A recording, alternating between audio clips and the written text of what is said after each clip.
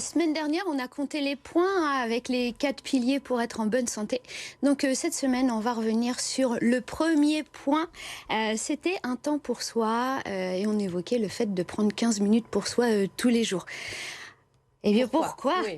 Non, mais alors, il faut quand même repréciser, c'est que donc quand on a fait les scores, moi j'ai quand même eu 6 sur 20 pour être en bonne santé. C'est pour ça, Carole s'est dit, ce serait peut-être bien de détailler, donner des conseils pour augmenter sa note. Donc le premier pilier, c'est un temps pour soi. Quels sont les bénéfices ? Eh bien, en fait, prendre du temps pour soi, ça va premièrement permettre de réduire le stress. Qui dit réduire le stress, là, on va encore aussi engendrer d'autres bénéfices, comme par exemple la régulation du poids, une meilleure résistance aux maladies, une meilleure adaptabilité, on va pouvoir prendre des décisions beaucoup plus réfléchies. On aura un meilleur sommeil, on va s'endormir plus facilement et il sera plus réparateur. On aura une meilleure concentration. Et puis aussi, pour ceux qui conduisent, peut-être sera un petit peu moins agressif au volant. Est-ce que, Carole, il y a, on va le dire simplement, mais du bon et du mauvais stress? Eh bien oui, tout à fait. Il y a eu 2 notions introduites par le professeur Hans Selye, c'est un endocrinologue hongrois. Il a parlé de eustress pour le bon stress et de distress pour le mauvais stress. C'est pas juste une expression, c'est du bon stress, ça Ouais, existe. tout à fait, ça existe, puisque le bon stress, c'est celui qui va vous pousser à agir, qui va vous permettre un sentiment de performance, de contrôle. C'est par exemple un léger trac avant de passer à l'action, ça va nous permettre de mieux nous préparer, ça va nous permettre de nous redonner de l'énergie pour passer à l'action. C'est ce qui va nous permettre de nous motiver pour relever un défi. Et le mauvais stress, lui, qu'on appelle donc distress, c'est celui qui est paralysant, celui qui va venir... Enfin, on va sentiment... Voilà, c'est le mot que je cherchais, merci. La preuve, voilà. J'ai peut-être une mauvaise note Sentiment d'impuissance, perte de contrôle. Et donc ça, par exemple, on va le ressentir avec une fatigue constante, on va être plus irritable, plus anxieux, on va avoir des difficultés à se concentrer, des difficultés dans le sommeil. Et puis peut-être ça peut se manifester par des maux physiques, des migraines, des troubles digestifs.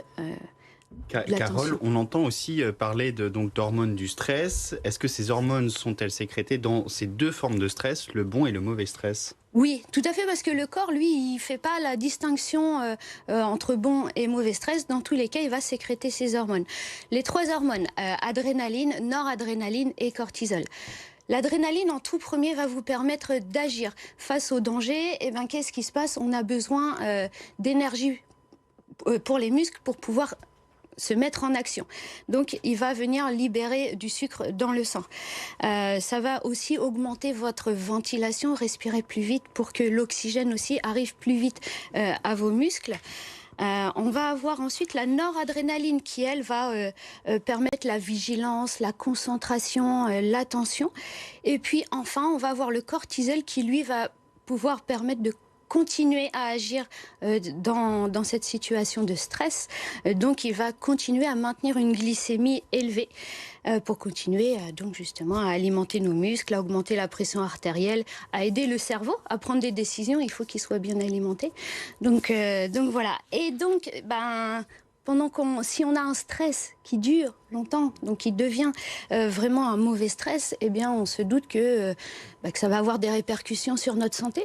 Parce qu'en plus, pendant que notre corps il sécrète cette hormone, le cortisol, il ne va pas sécréter d'autres hormones bonnes pour l'équilibre de notre corps. Et puis, rappelons-le, ça vient sortir, ça vient augmenter notre glycémie. Et ça, c'est pas top sur le long terme. Lancelot, vous aviez une question ? Non, c'est ce que vous dites, le stress. Qu'est-ce que ça peut apporter, le stress prolongé ? Eh bien, ça peut apporter une prise de poids. Des gens stressés, eux, vont perdre du poids quand d'autres vont vraiment en prendre.